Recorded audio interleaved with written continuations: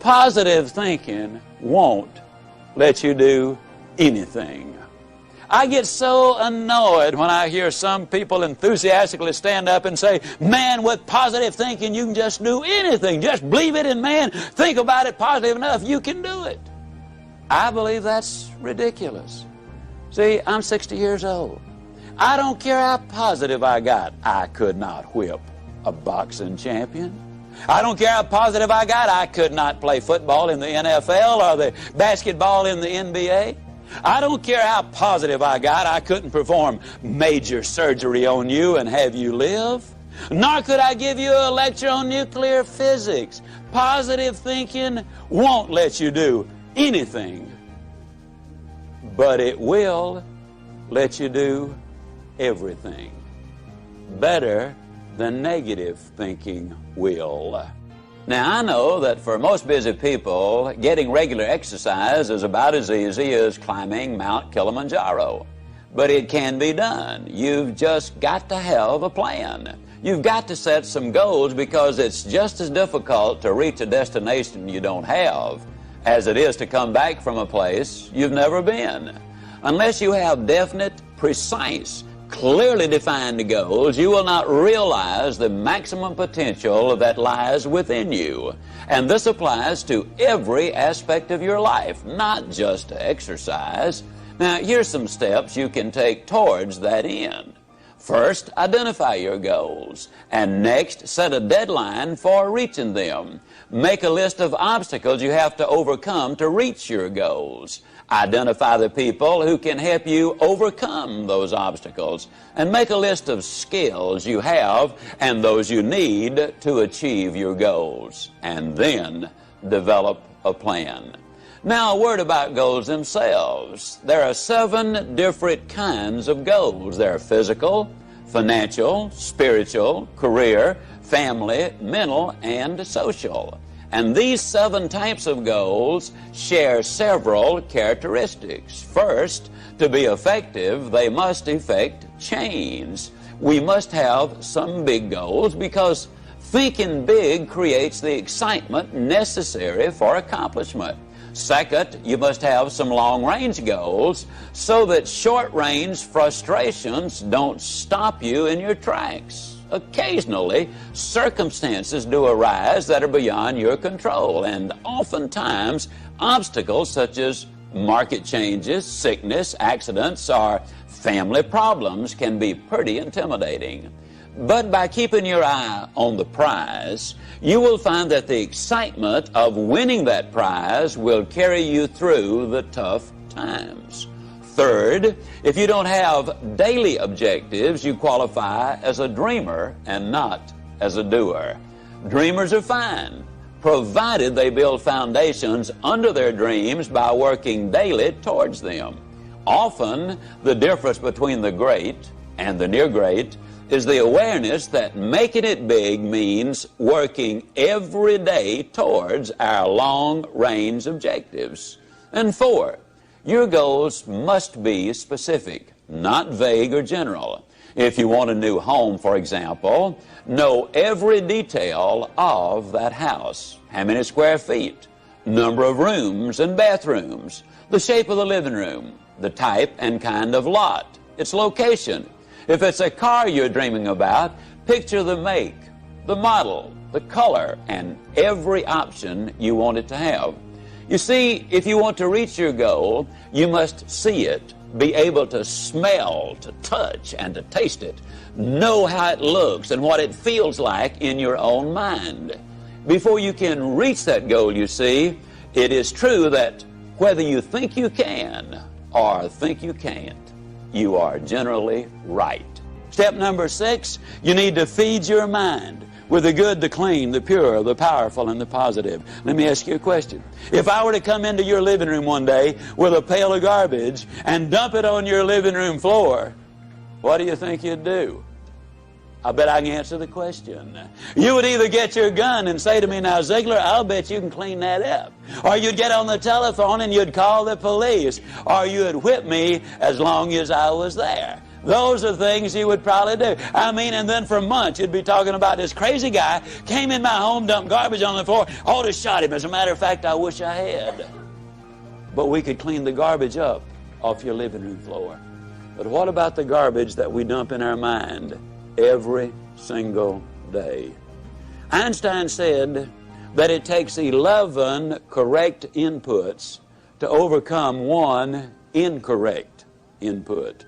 And a lot of the things which go in our minds and in our children's minds is not a thing in the world but pure garbage. I would ask you to do this. Evaluate what you read and what you view. Evaluate it in this light. Will this really help me to accomplish my objectives in life? Or is this going to be a deterrent to me accomplishing my objectives in life? Remember, you're what you are and where you are because of what's gone into your mind. And you can change what you are, you can change where you are by changing what goes into your mind.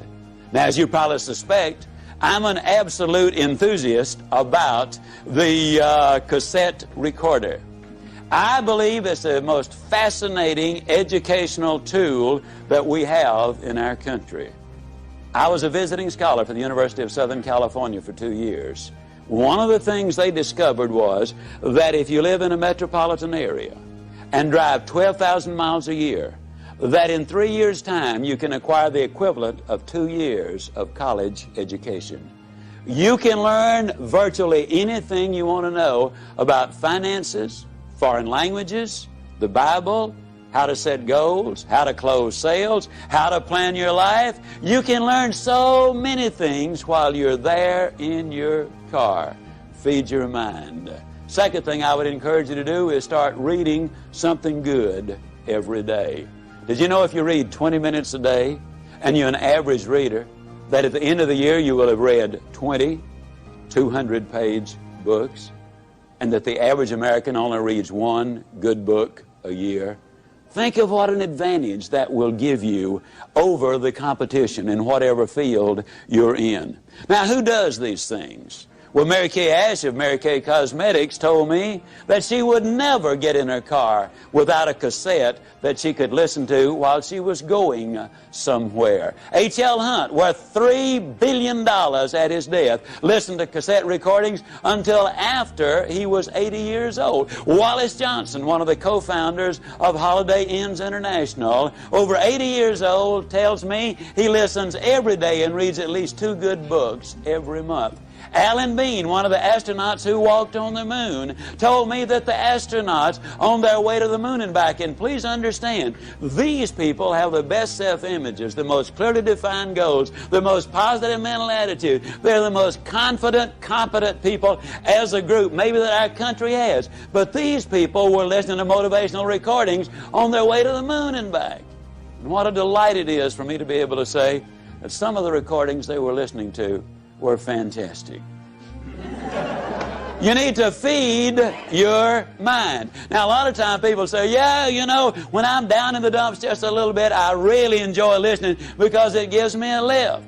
Well, I'm glad to hear that, but let me give you the most surprising news maybe you've ever heard. It's good to listen when you're down.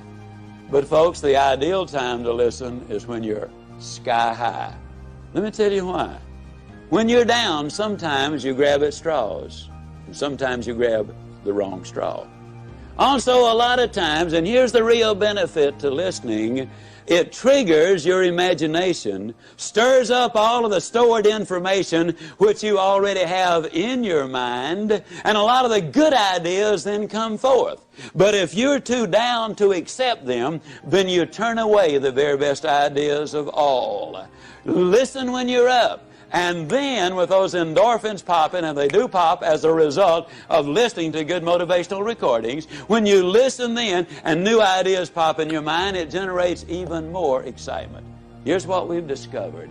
You need to listen at least 16 times to get the complete message. That's the reason I say listen to this over 16 times, because you will get all of it then. It will become a part of you. Let me say it again. You probably have been in the process of making decisions right now. As you listen, you will make those decisions. But as you listen over and over, the decision changes to commitment. And once you've made the commitment, then you will seek the training which will make the difference, because that means behavior changes. And when you change behavior, then you start developing winning habits. And that's what this is really all about. Step number 7, if you want to build a winning attitude, you need to take time, and this is probably going to surprise you based on what you've heard me say so far, but you need to take time to be quiet. You know, the average American sleeps 30 minutes too late every day.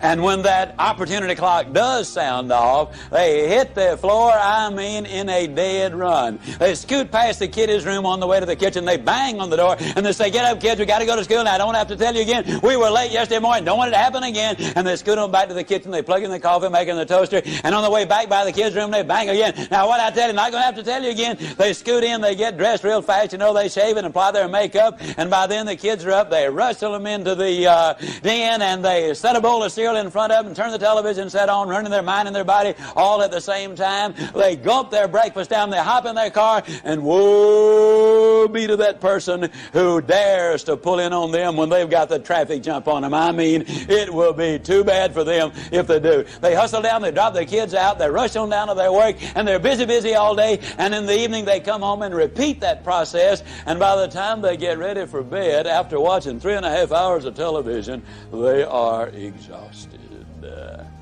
You know what we need to do, folks? We need to take time to be quiet. You need to do it at least 4 or 5 times a week. A lot of people say, "Well, that guy keeps talking about time for this and time for that. I don't have time for all of these things." Let me tell you how you can create an extra 3 hours every day of your life, guaranteed. Get your TV guide out on Sunday afternoon and look at the shows that you really want to see that week. Over 70% of all of the time spent watching television, you're watching things you have no interest in watching. Let me encourage you to do this. Take a slow, lazy, drifting, absolutely meaningless walk. Just almost go to sleep on the walk. Not an exercise walk, you need to do those too, but a very quiet walk. Pick out a place in your home where you can be absolutely quiet on occasion. If you have to get up 30 minutes earlier, that's wonderful. I don't know why, but I seem to wake up earlier in the winter months than I do in the summer months. And when I get up, it's pitch dark. I have a nice little office. I go in there and I turn on the gas log. And I sit there. And every time I do that, without exception, I have the most exciting day of my life.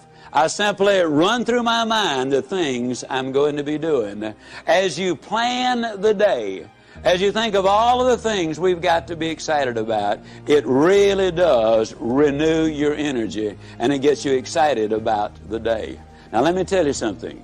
This is going to be one of the toughest things you'll ever do. When you sit down saying, "Well, I'm going to sit perfectly quiet for 20 or even 30 minutes, you will think of 2,868 reasons or things that you've got to do. You try to decide, do I raise the window or lower it? Do I turn the heat up or down? Do I cut the air conditioner off or do I turn it more full blast? Do I really need to go to the bathroom? Am I going to get me a cup of coffee? What is that noise against the outside? Maybe I better check up on that." Resist the temptation. Spend a few minutes in quiet, reflective thought. It does make a difference. Take time to be quiet. Step number 8, take time for those you love. Dr. Herb True, professor at Notre Dame, outstanding speaker, good friend of mine, suggested this, which I really think is so valid. Frequently, every 2 or 3 months, you should close your eyes and visualize that everybody whom you love, really love, were suddenly, completely, totally, and forever taken out of your life. Then ask yourself the question, what would your regrets be? Would you really regret that you had not picked up the telephone and called that distant cousin, or even a brother or a sister, or a mother or father, or a son and a daughter? Would it be really a heartbreaking experience because you had not called and said, "You know, I'm really sorry that we had the problem"? I don't know whether it was your fault or my fault, but let's get together and solve the problem. Take time for those you love. Spend time with each other. Those of you who are married, spend time as husband and wife, just enjoying each other, communicating with each other, getting acquainted with each other. Earlier I said all of the studies reveal that if there is that close relationship, then success is more likely to come your way. Korn Ferry International, an executive search firm in New York City, in conjunction with the UCLA School of Management, did a study on 1,362 vice presidents, men and women who were aspiring to the president's chair. Their average income was $215,000.